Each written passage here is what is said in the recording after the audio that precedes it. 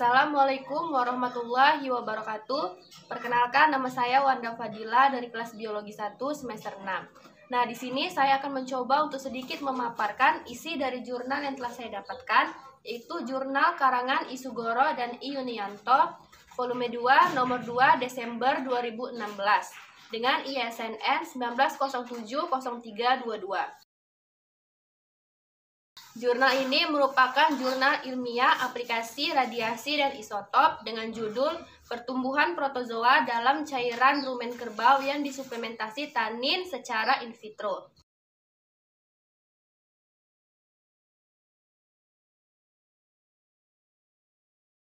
Nah, di sini si peneliti pada latar belakangnya itu lebih menekankan pada si taninnya. Jadi, tanin itu merupakan golongan senyawa polifenol yang memiliki fungsi sebagai antinutrisi. Nah, dampak dari antinutrisi tanin terhadap hewan ternak ruminansia itu berasal dari suatu proses yang dinamakan mastikasi. Jadi, apabila si tanin ini nantinya akan membentuk senyawa bersama protein saliva, akan menyebabkan pakan itu tidak disukai oleh hewan ternak ruminansia. Dan sebabnya atau akibatnya, konsumsi pakan itu nantinya akan menurun. Nah, si tanin ini di dalam rumen apabila membentuk suatu senyawa kompleks, dia akan membentuk karbohidrat, mineral, vitamin, serta enzim-enzim rumen. Nah, selain dampak negatif, ternyata si tanin ini juga menyajikan dampak positif, yaitu dia dapat meningkatkan bypass protein, di mana kompleks protein tanin ini tidak mudah untuk didegradasi oleh si mikroba. Jadinya dia harus diserap oleh dinding-dinding pencernaan saluran bawah secara langsung sehingga dia nantinya akan menjadi sumber protein, yaitu sebanyak 40 sampai dengan 60%. Nah, sifat tanin yang sebagai antinutrisi ini secara langsung akan menyebabkan bertambahnya populasi mikroba di dalam rumen. Salah satunya itu adalah protozoa. Nah, apabila protozoa di dalam rumen ini mencapai jumlah yang sangat besar, dia akan mengakibatkan menurunnya protein mikroba yang dapat digunakan di pencernaan usus halus. Walaupun secara langsung atau secara tidak langsung, si tanin ini juga bertindak sebagai predator bakteri di dalam rumen. Nah, pada penelitian kali ini, peneliti itu menggunakan tumbuhan daun akasia atau dalam bahasa biologi atau bahasa ilmiahnya itu adalah Acacia mangium. Nah, kenapa daun akasia ini digunakan oleh peneliti dalam penelitian kali ini? Dikarenakan daun akasia itu biasanya digunakan sebagai suplemen pakan pada hewan ternak ruminansia. Kemudian daun akasia ini juga mudah untuk ditemukan dan dia berpotensi sebagai tanaman peneduh. Kemudian dari beberapa latar belakang yang sudah dijelaskan atau dipaparkan oleh si peneliti dalam jurnal tersebut, sebenarnya tujuan utama dari penelitian ini adalah untuk mengetahui pengaruh suplementasi tanin dengan menggunakan ekstrak daun akasia pada berbagai konsentrasi terhadap pertumbuhan protozoa, cairan rumen pada kerbau atau bulbalus bulbalis secara in vitro. Nah, selain latar belakang yang sudah dipaparkan oleh si peneliti, peneliti itu juga memaparkan bahan dan tata kerja. Di sini bahan dan tata kerja itu terbagi menjadi 2 poin. Yang pertama itu pengukuran total tanin dengan menggunakan metode presipitasi. Yang kedua itu adalah uji in vitro. Nah, di pengukuran total tanin dengan menggunakan metode presipitasi ini, si peneliti itu mencantumkan 10 poin. Sedangkan di uji in vitro, si peneliti hanya mencantumkan 6 poin. Baiklah, di sini saya akan mencoba untuk menjelaskan pengukuran total tanin dengan menggunakan metode presipitasi. Di bagian ini, si peneliti itu menggunakan 80 gram ekstrak daun akasia dengan 10 ml etanol 50%. Kemudian dilakukanlah penghancuran sel atau pemecahan sel dengan water bath ultrasonik selama 20 menit, yaitu 2 kali 10 menit dengan jeda 5 menit. Dan proses ini dilakukan di suhu kamar. Kemudian yang ketiga itu dilakukanlah sentrifugasi 3000 gram selama 10 menit dengan suhu 4 derajat Celcius. Nah, selama 10 menit itu nanti akan didapatkan supernatanya. Ketika supernata itu sudah didapat, maka ekstrak taninnya nanti juga akan didapatkan. Kemudian ekstrak tanin itu akan disimpan di suhu 4 derajat Celcius. Kemudian dalam penelitian ini, si peneliti juga menggunakan asam tanin yang nantinya akan dilarutkan ke dalam metanol 50%. Kemudian sebanyak 5 mili supernata sampel tadi ditambahkan dengan metanol dan dimasukkan ke kertas saring atau disk, di mana kertas saring atau disk ini berdiameter 1 cm dan diletakkan di suhu kamar. Kemudian diambil 10 mili BSA. BSA itu adalah bufin serum albumin yang nantinya akan diletakkan di cawan petri dish dengan ukuran 100 x 15 mm. Selanjutnya, kertas saring tadi akan dimasukkan ke dalam cawan petri dish dan diusahakan jangan sampai ditumpuk. Kemudian dilakukanlah agitasi selama 30 menit dengan menggunakan suhu kamar. Setelah diagitasi, larutan itu nantinya akan diganti menjadi larutan buffer. Setelah diagitasi, nantinya larutan itu akan dicuci selama 30 menit. Dan selama 30 menit itu akan dilakukan 3 kali pengulangan. Kemudian larutan itu nantinya akan ditempatkan agar dapat dicacah dan dikalkulasikan berdasarkan kesamaan kurvanya atau berdasarkan konsentrasinya. Nah, yang kedua itu adalah uji in vitro. Di uji in vitro ini terdapat 6 poin. Poin yang pertama itu adalah si peneliti itu mengambil cairan rumen yang sudah di fistula sebanyak 1 liter dan diletakkan ke dalam termos. Kemudian untuk menjaga anaerobilitasnya dilakukanlah gasing. Gasing itu adalah pengaliran gas dengan menggunakan CO2. Kemudian cairan rumen itu nantinya akan disaring menggunakan kertas saring sebanyak 4 lapis dan dimasukkan ke gelas beker 500 mm.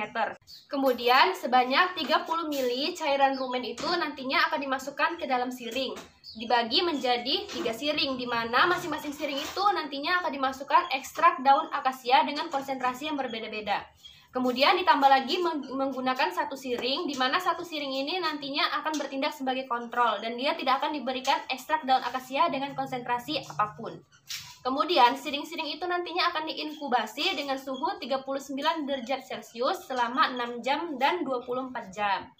Nah, setelah diinkubasi, maka larutan yang di dalam siring ini nantinya akan diambil dan dipindahkan ke tabung reaksi dan kemudian ditambahkan 9 ml larutan MFS dan didiamkan 30 menit. Tapi selama didiamkan itu dia harus ditutup. Setelah didiamkan, nantinya disitulah kita dapat melakukan pengamatan di bawah mikroskop dan kita dapat mengetahui jumlah total sel protozoa. Baik komposisi jenis, viabilitas, lebar maupun panjang sel itu nantinya akan dapat diketahui. Nah, setelah bahan dan tata kerja tadi, si peneliti juga mencantumkan tabel, di mana tabel itu merupakan tabel dari perlakuan dan konsentrasi tanin. Nah, jadi di tabel itu nantinya akan ada 3 perlakuan dengan 1 kontrol, di mana di masing-masing perlakuan ini memiliki konsentrasi tanin yang berbeda-beda. Di mana perlakuan A itu memiliki konsentrasi tanin 1,25%. Perlakuan B memiliki konsentrasi tanin 2,5%. Perlakuan C memiliki konsentrasi tanin 5%, sedangkan kontrol itu memiliki konsentrasi taninnya 0%. Nah, poin selanjutnya dari isi jurnal ini adalah hasil dan pembahasan. Kemudian di hasil dan pembahasan ini, si peneliti itu mencantumkan 3 poin.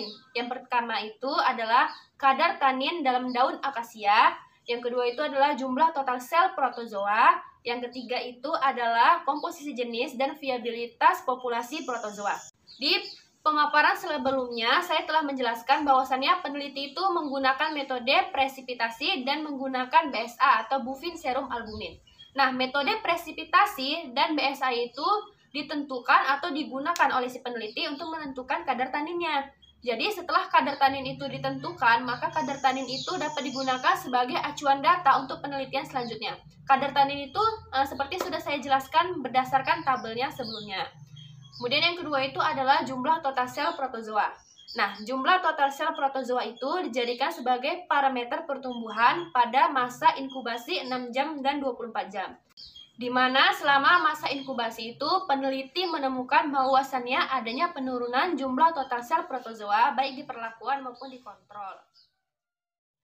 Nah, kemudian di sini terdapat grafik pertama yaitu jumlah sel protozoa per mili antar waktu inkubasi, di mana perlakuan A itu mendapatkan konsentrasi tanin 1,25%, perlakuan B 2,5%, perlakuan C 5%, sedangkan kontrol itu 0%. Kemudian di grafik ini ada log jumlah sel per mili dan waktu, di mana waktunya itu adalah jam. Nah, waktu ini terdapat 0 jam, 6 jam, 12 jam, 18 jam, 24 jam, serta 30 jam. Sedangkan di log jumlah sel per mili ini terdapat 3,4, 3,5, 3,6, 3,7, 3,8, 3,9, 4,0, dan 4,1. Kemudian di sini juga terdapat keterangan warna untuk masing-masing perlakuan, di mana biru tua itu merupakan perlakuan A, warna ungu merupakan perlakuan B, warna hijau merupakan perlakuan C, dan biru muda merupakan kontrol. Nah, dari grafik tersebut dapat dijelaskan bahwasannya total rataan jumlah sel pada jam ke-0 yaitu 9,6 kali 10 pangkat 3 sel per mili. Kemudian setelah 6 jam untuk masing-masing perlakuan A, B, C, dan kontrol turun secara berturut-turut menjadi 5,6 kali 10 pangkat 3, 4 kali 10 pangkat 3, 8 kali 10 pangkat 3, dan 7,2 kali 10 pangkat 3 sel per mili. Setelah inkubasi 24 jam, jumlah sel tetap untuk perlakuan A. Namun untuk perlakuan B dan C serta kontrol turun menjadi 3,2 kali 10 pangkat 3, 4,8 kali 10 pangkat 3, dan 5,6 kali 10 pangkat 3 sel per mili. Penurunan jumlah sel langsung terjadi pada jam ke-6. Untuk perlakuan A dan B lebih rendah dari kontrol. Sedangkan untuk perlakuan C, jumlah sel lebih tinggi dari kontrol. Hal tersebut berarti setelah inkubasi 6 jam, langsung terlihat pengaruh perlakuan A dan B yang nyata dalam menurunkan jumlah total sel protozoa. Setelah inkubasi 24 jam, jumlah sel untuk perlakuan B dan C berada di bawah kontrol dengan penurunan jumlah sel paling tinggi pada perlakuan B. Dapat disimpulkan, perlakuan B memberikan pengaruh paling nyata dibandingkan kontrol dalam menurunkan jumlah total sel protozoa setelah inkubasi 6 dan 24 jam. Kemudian, di perlakuan A, B, maupun C, dia mengalami penurunan jumlah total sel dikarenakan adanya aktivitas tanin yang menghambat pertumbuhan protozoa dengan cara mengignatifisasi berbagai enzim-enzim mikroba, adesi, maupun transport protein. Nah, apabila tanin nantinya membentuk senyawa kompleks, maka dia akan mengganggu proses fisiologi, bahkan dia juga dapat mengakibatkan kematian sel. Kemudian, selain dari adanya aktivitas tanin, sebenarnya ada faktor lain yang menyebabkan mengapa terjadinya penurunan jumlah total sel protozoa. Hal itu disebabkan oleh si protozoa itu sendiri, atau yang biasa disebut sebagai faktor antagonisme berbagai jenis protozoa. Hal itulah yang menyebabkan mengapa kontrol itu juga mengalami penurunan walaupun dia tidak diberi ekstrak daun akasia, tetapi di dalamnya itu jelas terdapat protozoa. Kemudian dapat disimpulkan dari penelitian ini adalah suplementasi serbuk daun akasia dengan kadar tanin 2,5% atau pada tepatnya di perlakuan B itu menunjukkan adanya penurunan yang nyata. Nah, kemudian di poin ketiga itu adalah komposisi jenis dan viabilitas populasi protozoa. Di sini saya akan menjelaskannya berdasarkan pengertian dari masing-masing. Komposisi jenis itu merupakan total tingkat kehadiran masing-masing jenis protozoa pada berbagai perlakuan antar waktu inkubasi. Sedangkan viabilitas itu merupakan jumlah kehadiran suatu jenis protozoa pada masing-masing perlakuan per waktu pengamatan. Kemudian terdapat grafik kedua yaitu komposisi jenis protozoa. Dengan keterangan yang sama di mana perlakuan A itu mendapatkan konsentrasi tanin 1,25%, perlakuan B 2,5%, perlakuan C 5%, serta kontrol itu 0%. Nah, di grafik yang kedua ini terdapat komposisi jenis dalam takaran persen, kemudian waktu dalam takaran jam. Nah, di waktu ini terdapat 0 jam, 6 jam, 12 jam, 18 jam, 24 jam, serta 30 jam. Sedangkan di komposisi jenisnya ini terdapat 40%, 60%, 80%, 100%, serta 120%. Dengan keterangan warna yang sama yaitu warna biru tua untuk perlakuan A, warna ungu untuk perlakuan B, warna hijau untuk perlakuan C, serta biru muda untuk kontrol. Nah, di sini dapat kita lihat bahwasannya komposisi jenis protozoa secara umum menurun pada seluruh perlakuan baik di jam ke-6 maupun di jam ke-24.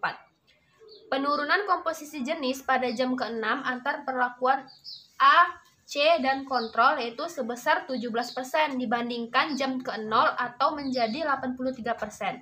Sedangkan pada jam ke-24 terjadi penurunan paling tinggi untuk perlakuan A hingga 50%.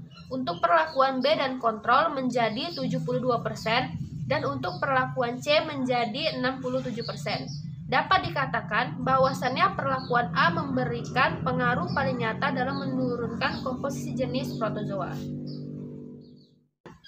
Nah, jadi komposisi jenis ini bisa saja terjadi yang disebabkan oleh beberapa faktor.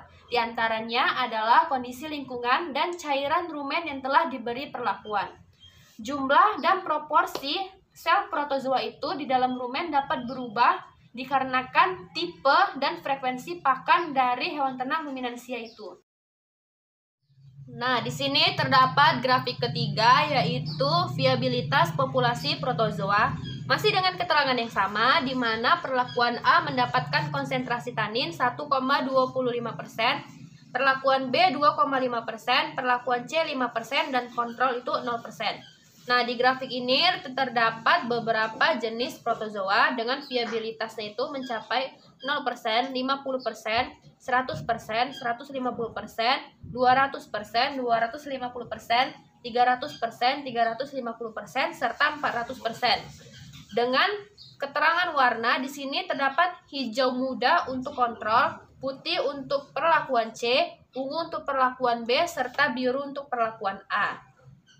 Nah, di sini dapat kita ketahui bahwasannya viabilitas populasi protozoa ini menunjukkan terdapat 9 jenis protozoa yang viabilitasnya pada masing-masing perlakuan mencapai 100%.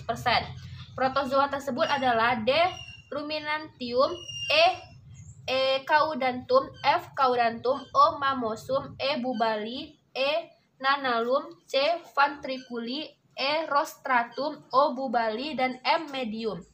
Viabilitas menunjukkan kemampuan jenis protozoa untuk dapat hidup pada kondisi perlakuan dan waktu inkubasi tertentu.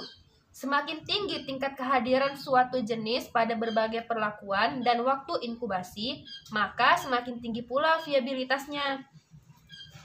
Beberapa jenis lain juga diketahui memiliki viabilitas 100% pada kondisi perlakuan tertentu, yaitu Entodinium sp pada perlakuan B. Kemudian E. Posterovesiculatum pada perlakuan B dan C serta kontrol. Jenis E. indicum pada perlakuan B dan C serta jenis E.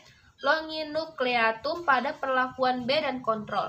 Sebaliknya, beberapa jenis yang viabilitasnya paling rendah yaitu mencapai 33% yaitu E. ecendrae pada perlakuan C, Entodinium sp pada perlakuan A, E. exigum pada perlakuan B, E. caudatum F, Lobosisopinosum pada perlakuan A, E. parfum pada perlakuan B dan C, serta E. longinucleatum pada perlakuan A.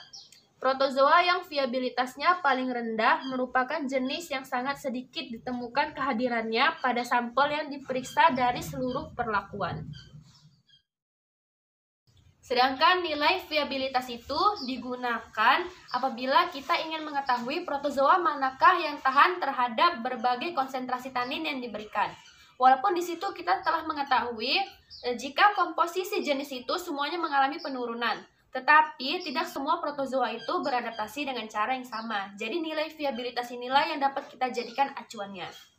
Nah, berdasarkan beberapa pemaparan yang sudah saya jelaskan, nah di situ peneliti menuliskan kesimpulan bahwasannya suplementasi serbuk daun akasia yang kaya tanin ini dapat digunakan untuk menurunkan jumlah total sel protozoa dalam cairan rumen yang dilakukan secara in vitro.